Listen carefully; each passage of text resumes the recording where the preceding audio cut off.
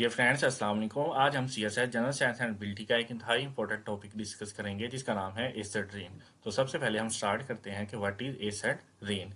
अगर फिजा के अंदर सल्फर या नाइट्रिक ऑक्साइड के मॉलिक्यूल एसिड की सूरत में मौजूद हो जाएं, चाहे वो खुश्क हालत में हैं या गीली हालत में हैं, तो जिसकी वजह से एटमॉस्फेयर बुरी तरह मुतासर होता है और एयर पोल्यूशन का भी सबब बनता है, और इसकी वजह से पड़ने वाली बारिश को एसिड रेन कहते हैं।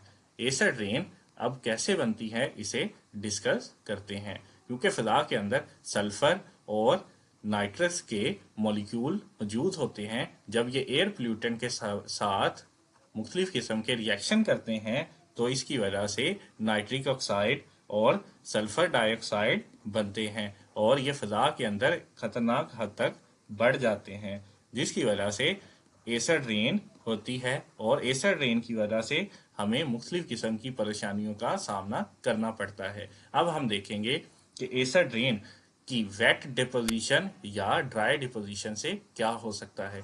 अगर वेट डिपोजिशन फिजा के अंदर सल्फर डाइऑक्साइड और नाइट्रिक ऑक्साइड की हो तो उसकी वजह से एसिड रेन होती है और हमारी बिल्डिंग्स और ट्रीज और बायोडाइवर्सिटी के लिए नुकसान का बायस बन सकती है।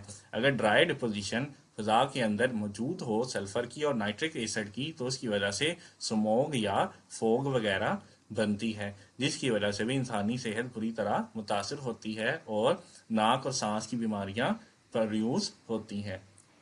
अब हम डिस्कस करेंगे कि एसिड रेन की वजह से क्या क्या नुकसान हो सकते हैं। एसिड रेन की वजह से वाटर पोल्यूशन हो सकती है, क्योंकि जब एसिड रेन पानी के रिसोर्सेज लेक्स या रिवर्स वगैरह पर पड़ेगी तो उसकी वजह से पानी मुतासर होगा और उसकी पीएच खराब हो सकती है, क्योंकि इसकी जो स्मोग वगैरह है या एसिड रेन है उसकी पीएच 7 से लेस होती है, जबकि पानी की पीएच 7 होती है जो कि न्यूट्रल है।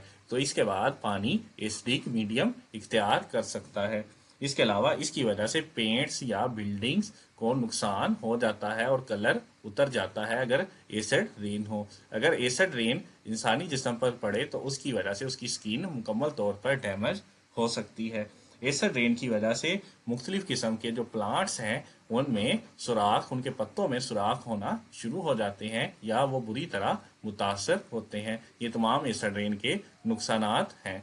हम अब डिस्कस करेंगे कि एसिड रेन से हम कैसे बचा जा सकता है। हम तमाम वो प्रोडक्ट्स इस्तेमाल करें जिनके अंदर सल्फर और नाइट्रिक की कम से कम मिकदार हो। हम वो तमाम अगर प्रोडक्ट इस्तेमाल करें तो हम फिजा में सल्फर और नाइट्रिक ऑक्साइड की कमी कर सकते हैं। और इसके अलावा हम एनर्जी एफिशिएंट अप्लायंट भी इस्तेमाल कर सकते हैं और हम रीन्यूएबल सोर्सेज को अगर इस्तेमाल करें तो हम फिजा के अंदर एयर पोल्यूशन से बच सकते हैं। इसके अलावा हम अगर एग्रीकल्चर को प्रमोट करें और ज़्यादा से ज़्यादा दरख्त लगाएं तो इसकी वजह से भी हमें एसिडिक रेन के नुकसान से बचने में मदद मिल सकती है। आप अगर CSS 2016 से 2022 तक के तमाम पास पेपर की प्लेलिस्ट देखना चाहते हैं तो स्कॉलर एकेडमी को विजिट करें। शुक्रिया।